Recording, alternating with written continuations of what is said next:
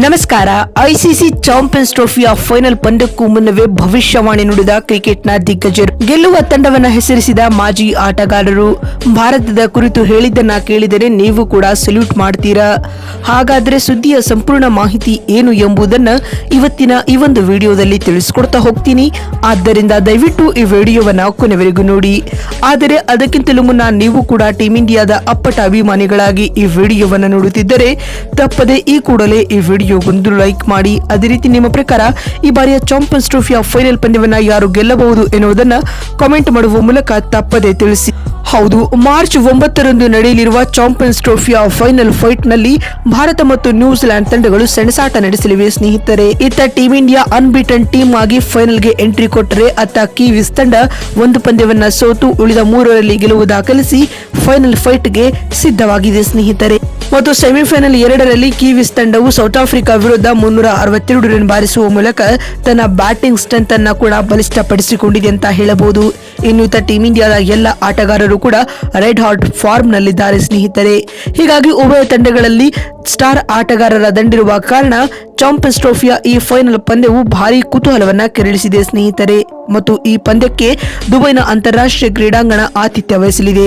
Indo ಹಾಗೂ Kiwis ನಡುವಿನ champions ಟ್ರೋಫಿಯ final ಪಂದ್ಯ ಭಾರತೀಯ ಕಾಲಮಾನದ ಪ್ರಕಾರ ಮಧ್ಯಾಹ್ನ 2:30ಕ್ಕೆ ಆರಂಭಗೊಳ್ಳಲಿದೆ. ಅದಕ್ಕೂ ಮುನ್ನ 2 ಗಂಟೆಗೆ ಟಾಸ್ ಪ್ರಕ್ರಿಯೆ ಜರುಗಲಿದೆ ಸ್ನೇಹಿತರೆ. ಆದರೆ ಇದೀಗ ಚಾಂಪಿಯನ್ಸ್ ಟ್ರೋಫಿಯ ಫೈನಲ್ ಪಂದ್ಯಕ್ಕೂ ಮುನ್ನವೇ ಭವಿಷ್ಯವಾಣಿ ನುಡಿದಿರುವ ಕ್ರಿಕೆಟ್ನ ದಿಗ್ಗಜ ಆಟಗಾರರು ಚಾಂಪಿಯನ್ಸ್ ಟ್ರೋಫಿಯ ಫೈನಲ್ ಪಂದ್ಯದ ಕುರಿತು ಮಾತನಾಡಿದ ಕ್ರಿಕೆಟ್ನ ದೇವರಾದ ಸಚಿನ್ ತೆಂಡೂಲ್ಕರ್ ಈ ರೀತಿಯಾಗಿ ಹೇಳಿದ್ದಾರೆ.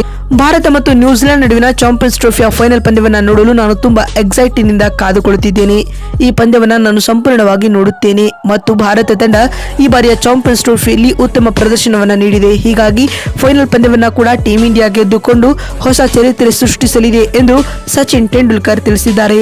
ಮತ್ತು ಮಾತು ಮುಂದುವರಿಸಿದ ಅವರು, ಭಾರತದ ಎಲ್ಲ ಆಟಗಾರರು ರೆಡ್ ಹಾಟ್ ಫಾರ್ಮ್ ನಲ್ಲಿದ್ದಾರೆ. ವಿರಾಟ್ ಕೊಹ್ಲಿ, ಶುಭ್ಮನ್ ಗಿಲ್, ಶ್ರೇಯಸ್ ಅಯ್ಯರ್, ಅಕ್ಷರ್ ಪಟೇಲ್ ಮತ್ತು ರೋಹಿತ್ ಶರ್ಮಾ ಕೂಡ ಉತ್ತಮ ಲಯದಲ್ಲಿದ್ದಾರೆ.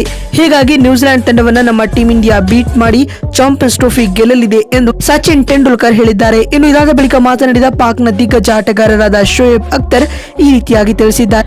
ಭಾರತ ಮತ್ತು ನ್ಯೂಜಿಲೆಂಡ್ ತಂಡಗಳು ಚಾಂಪಿಯನ್ಸ್ ಟ್ರೋಫಿಯ ಫೈನಲ್ ಪಂದ್ಯವನ್ನು ಆಡಲು ಮೋಸ್ಟ್ ಡಿಸರ್ವಿಂಗ್ ತಂಡಗಳಾಗಿವೆ. ಈ ಎರಡು ತಂಡಗಳು ಈ ಟೂರ್ನಿಯಲ್ಲಿ ಬೆಸ್ಟ್ ಪರ್ಫಾರ್ಮೆನ್ಸ್ ಅನ್ನ ನೀಡಿವೆ. ಆದರೆ ಹೋಸ್ಟ್ ನೇಷನ್ ಆಗಿರತಕ್ಕಂತ ನಮ್ಮ ಪಾಕಿಸ್ತಾನ ಟೂರ್ನಿಯಿಂದ ಹೊರಬಿದ್ದಿರುವುದು ತೀವ್ರ ನಿರಾಶಾದಾಯಕ ಸಂಗತಿಯಾಗಿದೆ ಎಂದು ಶೋಯಬ್ ಅಖ್ತರ್ ಹೇಳಿದ್ದಾರೆ. ಮತ್ತು ಮಾತು ಮುಂದುವರಿಸಿದ ಅವರು, ಟೀಮ್ ಇಂಡಿಯಾಗೆ ಫೈನಲ್ ಪಂದ್ಯ ಗೆಲ್ಲುವುದು ಸುಲಭವಾಗಿರುವುದಿಲ್ಲ, ಏಕೆಂದರೆ ಕಿವೀಸ್ ತಂಡ ಭಾರತ ವಿರುದ್ಧ ಬಲಿಷ್ಠ ಹೋರಾಟವನ್ನು ನೀಡಲಿದೆ ಎಂದು ತಿಳಿಸಿದ್ದಾರೆ. ಇನ್ನು ಇದಾದ ಬಳಿಕ ಮಾತನಾಡಿದ ಆಸೀಸ್ನ ದಿಗ್ಗಜ ಆಟಗಾರರಾದ ರಿಕಿ ಪಾಂಟಿಂಗ್ ಈ ರೀತಿಯಾಗಿ ಹೇಳಿದ್ದಾರೆ. ಭಾರತ ಫೈನಲ್ಗೆ ಎಂಟ್ರಿ ನೀಡಲಿದೆ ಎಂದು ನನಗೆ ಮೊದಲೇ ತಿಳಿದಿತ್ತು.